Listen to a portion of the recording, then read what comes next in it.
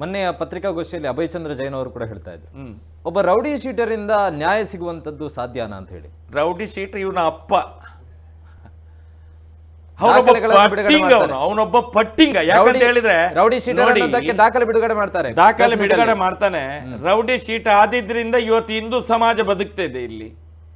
ಇಲ್ಲಾದ್ರೆ ಇವನಂತ ಪಾಪಿಗಳು ಮುಕ್ಕಿ ತಿಂದು ತೇಗಿ ಬಿಸಾಕ್ತಿದ್ರು. ಯಾಕಂತ ಹೇಳಿದ್ರೆ ಇವನು ಎಲ್ಲೆಲ್ಲೋ ಮಾತಾಡ್ತಾನೆ. ಇವನ ಸಮಾಜಕ್ಕೆ, ಯಾವುದು ಇವನ ಸಮಾಜ, ನಮ್ಮ ಸಮಾಜಕ್ಕೆ, ನಮ್ಮ ಸಮಾಜ ಹಿರಿಯ ಎಂತ ವ್ಯಕ್ತಿಗಳೆಲ್ಲ ಹೇಳ್ತಾನೆ. ಅದು ಬರುವುದಿಲ್ಲ ನನಗೆ.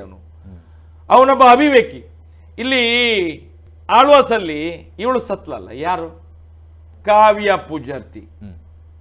ಎಷ್ಟು ಹೋರಾಟ ಮಾಡಿದ್ರಪ್ಪ ಈ ಮಹಾಶಯ, ಅತಿರಥ ಮಹಾಶಯ ಅಭಯಚಂದ್ರ. ಹಾಗೆ ಇವನಿಗೆ ಗೊತ್ತಿಲ್ವಾ ಅಲ್ಲಿ ಒಂದು ಹುಡುಗಿ ಸತ್ತದ್ದು, ಹೇಗೆ ಸತ್ತದ್ದು ಅಂತೇಳಿ? ಅವರೊಟ್ಟಿಗೆ ಸೇರಿಕೊಳ್ಳಿಲ್ಲ ಹೊತ್ತು. ಇಲ್ಲಿ ಪ್ರಶಾಂತ್ ಪೂಜಾರಿ ಹತ್ಯೆ ಆಯಿತು, ಎಷ್ಟು ತನಿಖೆ ಮಾಡಿಸಿದ?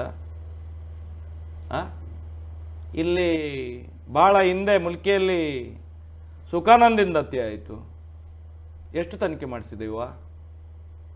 ಎಷ್ಟು ತನಿಖೆ ಮಾಡಿಸಿದ? ಸೊ ಹಾಗಾದ್ರೆ ತಮ್ಮ ಹೆಸರಲ್ಲಿ ರೌಡಿ ಅಲ್ಲಿ ಮೂಡುಬೆದ್ರೆ ಬಸಿದಿಯಲ್ಲಿ ಕೋಟ್ಯಾಂತರ ಲಕ್ಷಾಂತರ ಕೋಟಿ ಬೆಲೆ ಬಾಳುವಂಥ ವಸ್ತುಗಳು ಕಾಣೆ ಆದವಲ್ಲ. ಮತ್ತೆ ಅದು ಏನಂತೆ ಇದರಲ್ಲಿ ಪ್ಯಾಕೆಟಲ್ಲಿ ಬರುವುದು ಕೊರಿಯರಲ್ಲಿ. ಆಗ ಇದೇ ಇವನೇ ಅಭಯಚಂದ್ರನೇ ಇದ್ದದ್ದಲ್ಲಲ್ಲಿ. ಇವನ ಜೈನ ಸಮುದಾಯಕ್ಕೆ ನೋವಾದರೆ ಭಾಳ ಮಾತಾಡ್ತಾನೆ ಇವನು. ಜೈನ ಸಮುದಾಯಕ್ಕೆ ನೋವಾದರೆ ನಾನೊಬ್ಬ ಬಂಟ, ನಾಡವ ನಾನು, ನಾಡನ್ನು ಆಳಿದವ ನಾನು.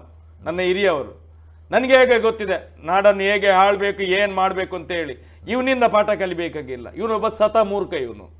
ಇವನು ಹೇಳಿದಾನೆ, ನಾವು ಹೀಗೆ ನೋಡ್ತೇವೆ, ಕಾನೂನಿನಲ್ಲಿ ನೋಡ್ತೇವೆ, ಮತ್ತೆ ಹೀಗೆ ಸಹ ನೋಡಲಿಕ್ಕೆ ಗೊತ್ತುಂಟು. ಅರೇ ಷಂಡ ಇವನು ಟೈಮ್ ಕೊಡಲಿ ನನಗೆ. ಇವನ ಮನೆ ಎದುರುಗಡೆ ಹೋಗಿ ನಿಲ್ತೇನೆ ನಾನು.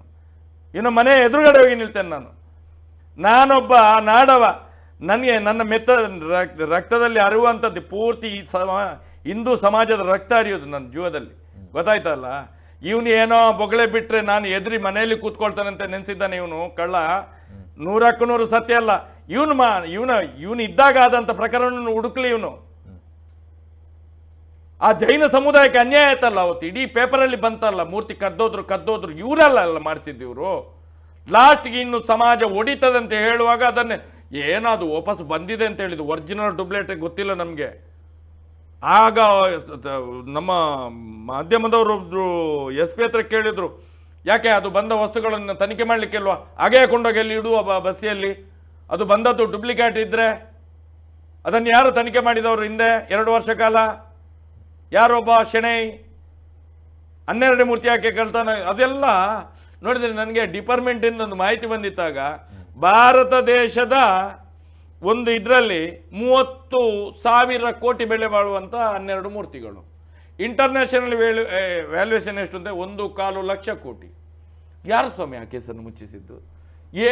ಹೇಗೆ ಹೋಗಿದ್ದು, ಹೇಗೆ ವಾಪಸ್? ಎಂಥ ನಾಟಕ! ಇವ ನಮಗೆ ಪಾಠ ಹೇಳುದಾ?